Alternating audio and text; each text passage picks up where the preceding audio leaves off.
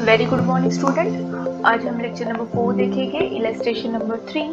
Now थोड़ा सा ये प्रॉब्लम अलग है, मतलब थोड़ा सा चेंज है, बाकी सब एज इट इज है, तो बहुत ही ध्यान से आपको ये देखना है क्योंकि कॉन्ट्रीब्यूटर्स का जो एक कॉलम है वहां पे हमें कैलकुलेशन करना है। So let's start. पहले प्रॉब्लम समझते हैं क्या है।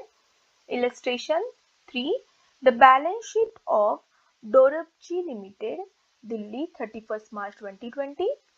ठीक है, ये असेट दिए हैं, ये इतने सारी लायबिलिटी है। देखो लायबिलिटी में थोड़ा ध्यान दो, शेयर कैपिटल, उनका ओन कैपिटल क्या है, प्रेफरेंस शेयर है, फुल्ली पेड है। लेकिन दो तरीके की इक्विटी शेयर है जो फुल्ली पेड नहीं है। यहाँ पे ओनली 90 पेड है, इसकी फेस वैल्यू 100 है, तो यहाँ पे सिर्फ 90 पेड है। तो अगर लिक्विडेटर चाहे तो ये 3000 लोगों को 10 रुपीज का कॉल आउट कर सकते हैं। ठीक है, सेम ईयर यहाँ पे भी 100 रुपीज फेस वैल्यू है, लेकिन पेड अप कितने हैं 85, तो अभी भी 15 रुपए बाकी है। तो लिक्विडेटर ये 1000 लोगों को 15 रुपए कॉल कर सकता है। ठीक है, तो हमें पैसे कितने मिल सकते, तो देखो 3000 इंटू 10, तो यहाँ पे हमें 30,000 मिलने के चांसेस है। एंड यहाँ पे 1000 इंटू 15, तो यहाँ पे हमें 15,000 मिलने के चांसेस है। तो टोटल कॉन्ट्रीब्यूटरीज के पास से हमें 45,000 मिलने के चांसेस है। तो फिर इसमें अलग क्या है मिस, हम लिख देंगे 45,000, तो नहीं, यहाँ पे यही हमें देखना है कि हम यहाँ पे 45,000 कॉन्ट्रीब्यूटरीज का क्यों नहीं लिखेंगे। तो यहाँ पे एक कैलकुलेशन है, थोड़ा ध्यान देना है, ये अमाउंट वगैरह थोड़ी सी याद रखो, या बुक आपके पास होगा तो सामने ओपन करके बैठो। ठीक है, चलो बाकी सब कुछ सेम है। 7% डिबेंचर, फ्लोटिंग चार्जेस मैंने लास्ट लेक्चर में ही तुमको एक्सप्लेन किए हैं, समझ में आया तो ठीक है, नहीं तो कैलकुलेशन ऑफ ये फ्लोटिंग चार्जेस वर्ड का कोई संबंध नहीं है, सो फॉरगेट इट। ठीक है, क्रेडिटर्स दिया है 2 lakh and this all are the asset. Now will see the adjustment क्या दी है। The company went into voluntary liquidation as about date. The preference share dividend was in arrears for 2 years and as per article it was paid before returning equity share. Of course ये नहीं दी होती line तो भी हमें पता है share holder को देने से पहले हमें प्रेफरेंस शेयर का कैपिटल एज वेल एज उसका जो एरियर से आउटस्टैंडिंग डिविडेंड है 2 साल का वो पे करना है। ठीक है, the debenture interest was paid up to 31 March 2020. However, debenture holder were repaid 30 September 2020. तो ये भी हमें ध्यान देना है कि डिबेंचर का इंटरेस्ट हमने पेड किया है, लेकिन जो कैपिटल था उसका वो हमने 30 सितंबर 2020 को पे किया है। Next, included in this entry creditors 20,000 is secured. तो ध्यान दो यहाँ पे क्रेडिटर्स टोटल 2 लाख दिए हैं। ठीक है, क्रेडिटर्स कितने दिए हैं 2 लाख दिए हैं, लेकिन उसमें से देखो टोटल क्रेडिटर्स हमें दिए हैं 2 लाख, लेकिन उसमें से उन्होंने कहा है कि जो 20,000 है वो सिक्योर्ड है। मतलब 20,000 को हमने कुछ तो हमारी प्रॉपर्टी दी है प्लेज के लिए कि हाँ ये मॉर्गेज रोक दो, हमारे पास पैसे नहीं है तो फिलहाल आप क्या मॉर्गेज रोको, प्लांट एंड मशीनरी। ठीक है, प्लांट एंड मशीनरी ये आप मॉर्गेज रखो। तो उससे ऑफकोर्स तो मॉर्गेज दिया है, मतलब 20,000 ये क्या हुआ है सिक्योर्ड, और बचा हुआ क्या हुआ, बचे को हमने कुछ मॉर्गेज नहीं दिया है तो बचे हुए 1,80,000 क्या हुआ, अनसिक्योर्ड क्रेडिटर्स। अनसिक्योर्ड क्रेडिटर समझ में आया, ये हो गया सिक्योर्ड। कैसे समझा सिक्योर्ड, क्योंकि भैया उन्होंने क्लियर कट बोला है कि इसके बदले प्लांट एंड मशीनरी आप रख दो। तो ये हो गया सिक्योर्ड, ये हो गया अनसिक्योर्ड। तो बाइफर्केशन आपको समझ में आया है। ठीक है, आगे अब आगे क्या दिया है, प्रेफरेंस शेयर क्रेडिटर्स 10,000। अब उसमें भी उन्होंने क्या कहा है कि देखो जो क्रेडिटर्स है उसमें से 20,000 तो सिक्योर्ड है, लेकिन जो अनसिक्योर्ड है उसमें भी आप पेमेंट पहले 10,000 वालों को करोगे। है दोनों अनसिक्योर्ड है 1,80,000, लेकिन 10,000 इनको पहले प्रेफरेंस दो और बचे हुए 1,70,000 इनको थोड़ा बाद में प्रेफरेंस दो। ठीक है, ये है 1,80,000 पूरे के पूरे अनसिक्योर्ड, मैंने लास्ट लेक्चर में भी बताया है, don't get confuse. Preferential creditor मतलब उनको पहले पेमेंट करो और बच्चों को बाद में करो, है तो दोनों अनसिक्योर्ड ही, इनके अगेंस्ट कोई हमने असेट नहीं दिया है। जैसे इसके अगेंस्ट दिया है हमने प्लांट एंड मशीनरी दिया है, देखो क्लियरली क्वेश्चन में लिखा है प्लांट एंड मशीनरी। आया समझ में, तो ये थोड़ा सा ये कहीं तो लिख कर रखो क्योंकि हमें रेम्यूनरेशन जब कैलकुलेट करना पड़ेगा ना तो ये करना पड़ेगा। Got it? ओके, चलो नाउ आगे क्या दिया है question, the liquidator realize following asset.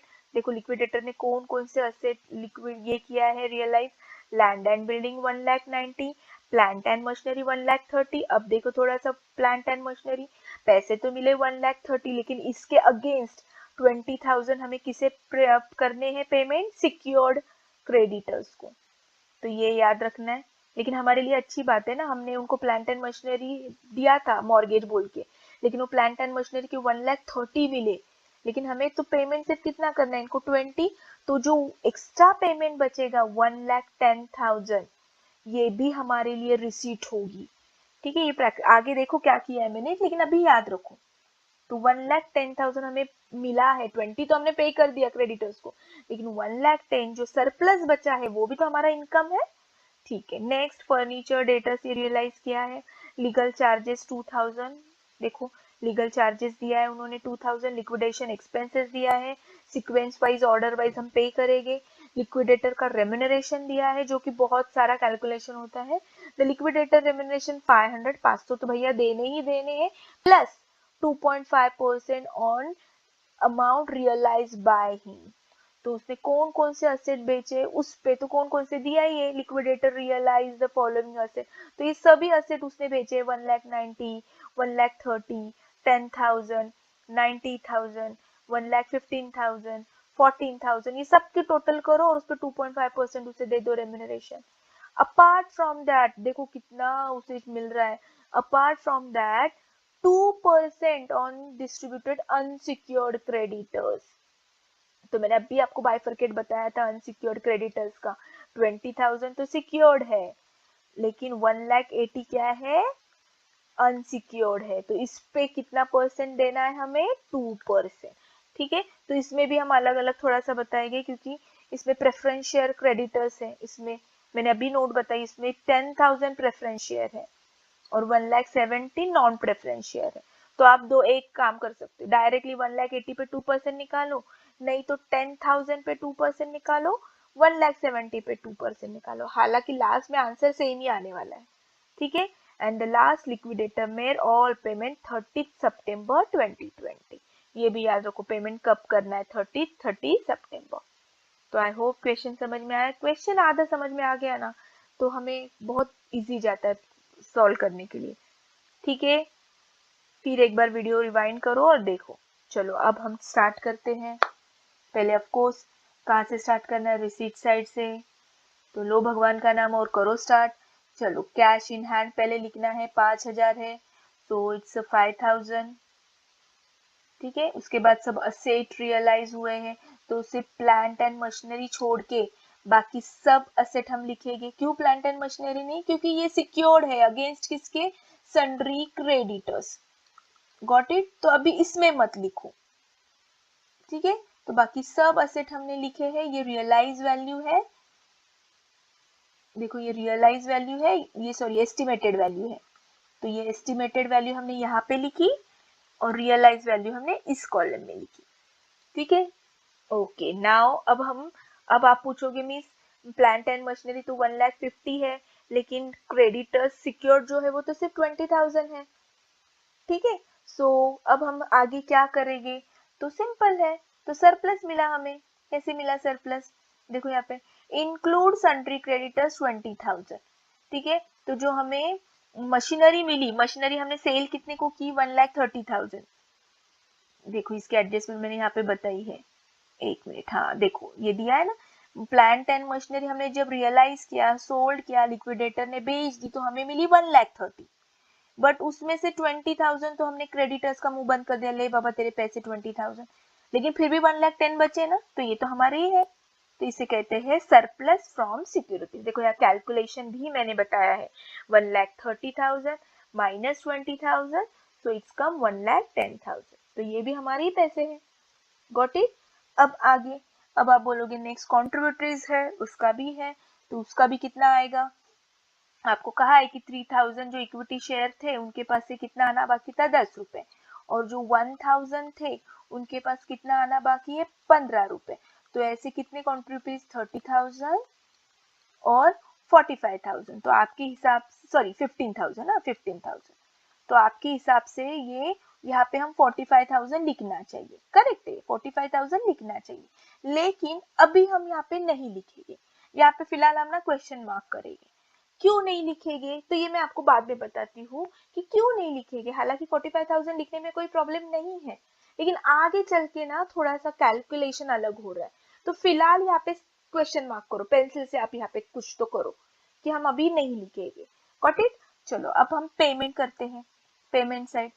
सो देखो पेमेंट की सीक्वेंस मैंने दी है यहाँ पे। पहले लीगल चार्जेस, तो पहले बार हमारे क्वेश्चन में लीगल चार्जेस आया, इसके पहले उन्होंने लीगल चार्जेस नहीं दिया था, तो पहले बार यहाँ पे लीगल चार्जेस आया है 2000। तो of course as per equation पहले हमें ऑर्डर के हिसाब से लीगल चार्जेस पे करना है, कर दो लीगल चार्जेस पेमेंट 2000, ठीक है। इसका कोई वैल्यू अंदर नहीं लिखनी, डायरेक्टली 2000 आउटर कॉलम में। फिर उसका बाद किसका नंबर आता है, रेम्यूनरेशन टू लिक्विडेटर, तो करो रेम्यूनरेशन टू लिक्विडेटर। क्या क्या दिया है, लिक्विडेटर्स रेम्यूनरेशन वाज फिक्स 500, तो चलो पहले 500 का पेमेंट कर डालो, फिक्स 500, ठीक है। ये अभी तक लर्न हुआ रहेगा आपकी ये ऑर्डर, सो 500 हो गया। अब उसके बाद क्या बोला है, 2.5% on amount realize by him, तो क्या क्या भाई ने बेचा है, देखो 1,90,000 बेचा है, 1,30,000, 10,000, 90,000, 1,15,000, 14,000, तो इनकी सब की कुल मिला के टोटल आती है 5,49,000। तो उस पे कितना परसेंट देना है हमको लिक्विडेटर भाई को, 2.5%, तो दो 2.5%, डन। देखो लेकिन भाई साहब कुछ ज्यादा ही लालची है, और उन्होंने क्या बोला, प्लस 2% ऑन अमाउंट डिस्ट्रीब्यूटेड और अनसिक्योर्ड क्रेडिटर्स। तो हमको ये भी पता है, हमने किया है कैलकुलेशन, अनसिक्योर्ड क्रेडिटर्स कितने हैं, टोटल क्रेडिटर्स 2 लाख थे, ठीक है। तो उसमें से 20,000 तो सिक्योर्ड थे प्लांट एंड मशीनरी से, तो अनसिक्योर्ड है 1,80,000। तो अब एक काम करो, डायरेक्टली 1,80,000 पे कितना परसेंट बोला है, 2%, तो 1 सेकेंड देखो डायरेक्टली आप यहाँ पे 1,80,000 पे 2% निकालो, ठीक है। और डायरेक्टली यहाँ पे लिखो third point, payment 2% on unsecured creditors, ठीक है। कितना है अनसिक्योर्ड क्रेडिटर, 2% ऑन 1,80,000,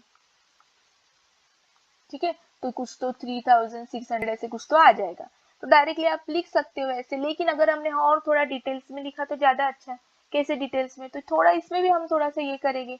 इन्होंने क्या बोला है, अनसिक्योर्ड में भी उन्होंने बाइफर्केशन किया है कि 10,000 प्रेफरेंस शेयर क्रेडिटर्स है, तो 1,80,000 में से 10,000 प्रेफरेंशियल क्रेडिटर्स है एंड 1,70,000 नॉन प्रेफरेंशियल है, ठीक है। तो अब हम अलग अलग भी निकाल सकते हैं, ये 10,000 पे 2% से 1,70,000 पे 2%, तो देखो आंसर उतना ही आएगा, हो गया ना।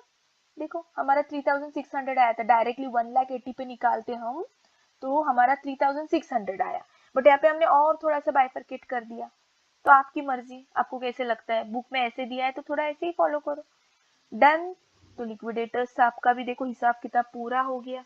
तो हमने लीगल एक्सपेंसेस पेड किए, लीगल चार्जेस, फिर रेम्यूनरेशन भी दिया लिक्विडेटर भाई साहब को। देन अब आया number cost of winding up, मतलब ही लिक्विडेशन एक्सपेंसेस, तो दिया है लिक्विडेशन एक्सपेंसेस, देखो 1,300। तो अब किसका टर्न है, लिक्विडेशन एक्सपेंसेस का, तो कर दो पेमेंट लिक्विडेशन एक्सपेंसेस, डन। देखो अभी भी यहाँ पे क्वेश्चन मार्क ही, इसको हाथ ही मत लगाओ, अभी हम लिखेंगे ही नहीं यहाँ पे 45,000, ठीक है। सो कॉस्ट ऑफ लिक्विडेशन भी हो गया हमारा। अब हमारी सीक्वेंस क्या हो गई, देखो लीगल ये हो गया, ये हो गया। अब प्रेफरेंशियल क्रेडिटर्स, तो है ही प्रेफरेंशियल क्रेडिटर्स, कितना था प्रेफरेंशियल क्रेडिटर्स, बार बार बोल रही हूँ, प्रेफरेंशियल क्रेडिटर्स 10,000 थे, तो करो 10,000, उनको भी पेमेंट कर दो भैया। देखो 10,000, क्वेश्चन आपके सामने ही है, देखो प्रेफरेंस शेयर क्रेडिटर्स 10,000, तो कर दो, ठीक है। सो यहाँ पे हमने कर दिया 10,000, ठीक है, डन। तो हो गया, प्रेफरेंस शेयर क्रेडिटर्स भी हो गया। अब देखते हैं डिबेंचर होल्डर भाई साहब है क्या, देखो डिबेंचर होल्डर है क्या क्वेश्चन में, है ना, 7% डिबेंचर। तो आगे हम नेक्स्ट पेज पे किसको पेमेंट करेंगे, 7% डिबेंचर को। सो देखो फिर से क्वेश्चन आपके सामने है, एडजस्टमेंट है, ऑर्डर है, ये हो गया, ये हो गया, ये हो गया। अब इस पे हमारी नजर है। तो 7% प्रेफरेंस डिबेंचर है, सॉरी फ्लोटिंग चार्जेस, हमें कोई फर्क नहीं पड़ता है फिक्स्ड हो या फ्लोटिंग हो। फ्लोटिंग चार्जेस का मीनिंग बता दिया है मैंने सेकेंड लेक्चर में, ठीक है। तो 7% डिबेंचर, तो कैसे करना है हमें, सो लिखो पहले प्रिंसिपल अमाउंट लिखो, कितनी प्रिंसिपल अमाउंट है हमारी 1 लाख है। अब उस पे हमें क्या देना है, इंटरेस्ट भी देना है। देखो interest paid up to 31 March 2020 और हमने पेमेंट 30 सितंबर तक सबको निपटा लिया है। तो देखो इंटरेस्ट 7%, 1 लाख पे 7%, कैसे समझा, 7% तो दिया है ना, 7% डिबेंचर। और प्रिंसिपल अमाउंट कितनी है, यहाँ इसके पीछे गई है 1 लाख, तो 1 लाख पे 7% और 30 सितंबर तक पेमेंट करना है, सबसे लास्ट लाइन क्वेश्चन में दी है। तो 6 मंथ्स, तो 7% से कितना आएगा 3500 6 मंथ्स के लिए, ठीक है। तो हो गया हमारा पेमेंट, डिबेंचर होल्डर को भी हो गया पेमेंट, ओके। अब अनसिक्योर्ड क्रेडिटर बाकी है, तो अनसिक्योर्ड क्रेडिटर कितना बाकी है, फिर से मैं एक बार कैलकुलेट बताती हूँ। दो टोटल डिबेंचर्स हमारे कितने थे, क्रेडिटर्स, टोटल क्रेडिटर्स थे 2 लाख, ठीक है। उसमें से 20,000 थे सिक्योर, फिर बचे 1,80,000, लेकिन उसमें भी 10,000 थे प्रेफरेंस, वो तो हमने लास्ट पेज पे ही पेमेंट कर दिया है देखो। तो बचे कितने 1,70,000। तो अब अनसिक्योर्ड क्रेडिटर्स कितने बचे 1,70,000। गॉट इट, आया समझ में, बार बार मैं रिपीट कर रही हूँ कहाँ से आ जाए ताकि आप कंफ्यूज ना हो जाए, ठीक है। तो चलो अनसिक्योर्ड क्रेडिटर्स भी हो गए, अब बचे प्रेफरेंस शेयर होल्डर। अब थोड़ा सा हमें कैलकुलेशन करना है, अब ध्यान देके सुनना है कि कैलकुलेशन क्या करना है। हम आपको याद रहेगा हमने कंट्रीब्यूटरीज की अमाउंट नहीं लिखी, हालांकि लिख सकते हैं 45,000, बहुत आसान कैलकुलेशन था हमारा कि इसके 10 रुपए बाकी थे तो 3,000 इंटू 10 और इसके 15 रुपए बाकी थे तो 1,000 इंटू 50। सो ये 45,000 आराम से हम लिख सकते थे, लेकिन हमने क्यों नहीं लिखे, तो देखो अब क्यों नहीं लिखे। So let's see the calculation. देखो ये हमारे पास कैश कितनी जमा हो गई थी, टोटल पैसे देखो, ये हमने पहले ही पेज पे किया है। आप पेज खोलो, आप मेरे साथ सॉल्व करो तो आपके ये पेज में रिसीट साइड, ये रिसीट साइड है, तो रिसीट साइड में आपको दिखता होगा कि हमारे पास टोटल कैश कितनी अवेलेबल थी। तो ये 5,000 थे, प्लस ये हमने सब असेट सोल्ड आउट किए थे, प्लस हमें प्लांट एंड मशीनरी के भी सरप्लस मिले थे। तो ऐसे कुल मिला के हमारे पास कैश जमा हो गई 5,34,000। ये आपको समझा कैसे आया, ये रिसीट साइड है, आपने मेरे साथ किया रहेगा तो समझे, आपके पेज पे होगा ये लेफ्ट हैंड पे, ठीक है। सो 5,34,000, उसमें से अब हमने पेमेंट क्या क्या किया, कितने लोगों को पेमेंट किया, तो टोटल पेमेंट हमने 3,04,625 किया अभी तक का पेमेंट। देखो यहाँ पे मैंने बाइफर्केशन भी बताया, ये 2,000 जो है वो लीगल एक्सपेंसेस के है, याद करो लाइन से हमने पेमेंट साइड में क्या क्या किया था, ठीक है।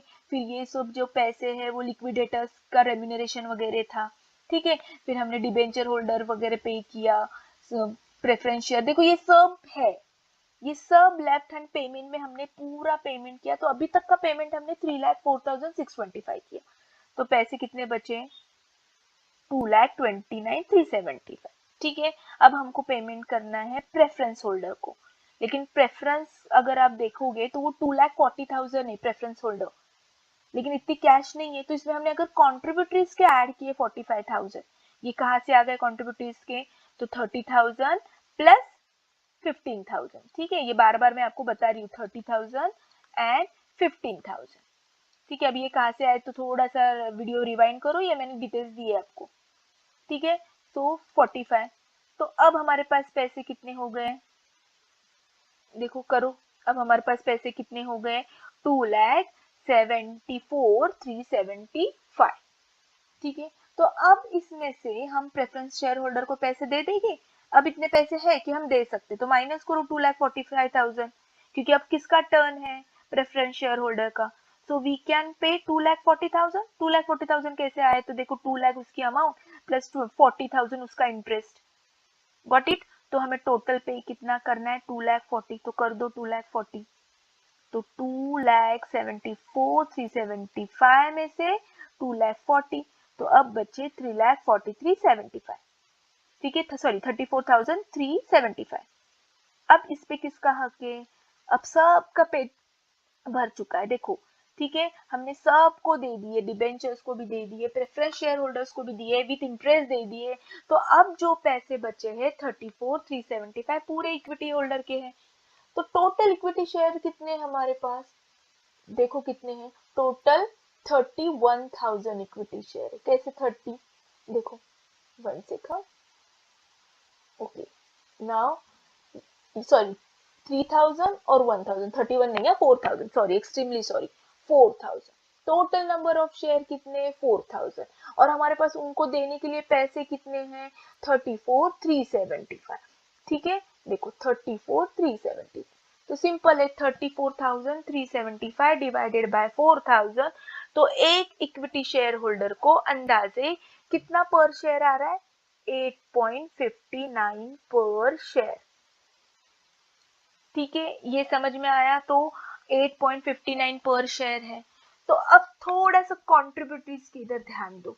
तो अब अगर हमने देखा था कि 3,000 शेयर होल्डर के 10 रुपए आना बाकी थे, ठीक है, और 1,000 शेयर होल्डर्स के 15 रुपए आना बाकी था, तो सिंपल है, हम उनके पास से 10 रुपए लेंगे और 8.59 रुपीज देंगे। तो इसमें मतलब क्या है, मतलब पहले 10 रुपए लो उनसे, कॉल अप करो, कॉल करो, मेहनत करो, उनको मस्का मारो, 10 रुपए दो बाबा पहले, और बाद में एंड ऑफ द डे जब पैसे बचे हैं और हम हमको देने हैं उनको, तो 8.59 दे दो, मतलब एक हाथ से 10 रुपए लो और दूसरे हाथ से 8.59 रुपीज दो। तो इसमें मतलब ही क्या है, तो क्या किया हमने कि ये जो 3,000 है उनको हमने बोला बाबा तू 10 रुपए मत दे, हम 8.59 नहीं देते, सिंपल ये दोनों का जो डिफरेंस आता है ना वही तू दे।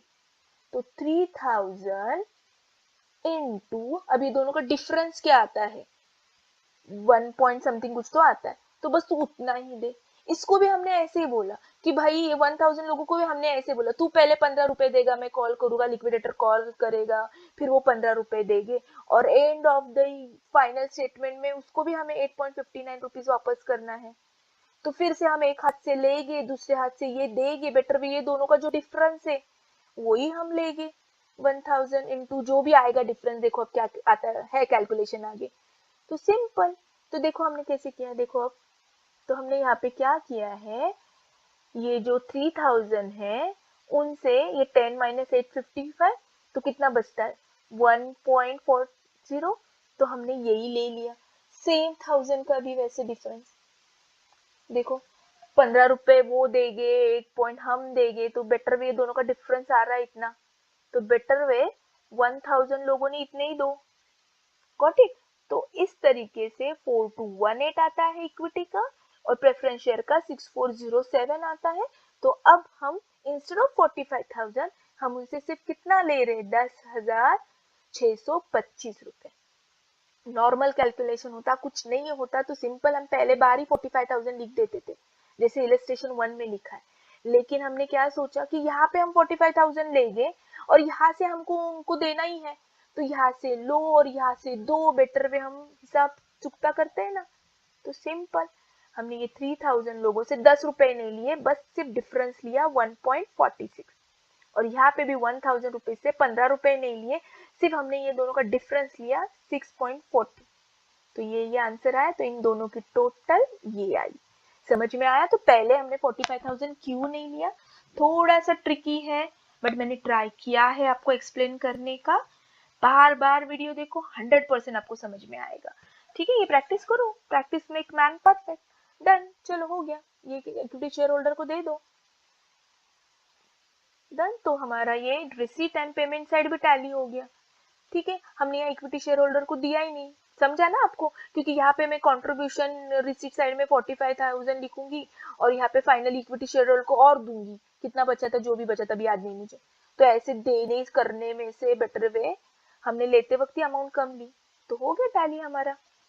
अंडरस्टूड? ये प्रॉब्लम बार बार करो, आपको समझ में आएगा। सो आई होप आपने एंजॉय किया ये question. So thank you so much, have a nice day, bye bye.